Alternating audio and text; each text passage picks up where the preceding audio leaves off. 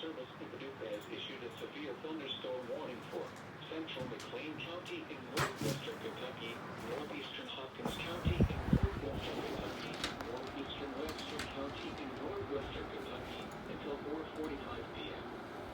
Before 15 p.m., a severe thunderstorm was located near Seagreenville 10 miles west of Calhoun, moving east at 15 miles per hour. Expected hazards include 60 miles per hour wind gusts and half-dollar-size hail. This is a radar-indicated threat. The following impacts are expected. Hail damage to vehicles is expected. Expect wind damage to roofs, siding, and trees. Locations impacted include Calhoun and Slaughters. Repeating, a severe thunderstorm warning has been issued until 4:45 p.m. for the following counties in Kentucky: Hopkins, McLean, and Webster.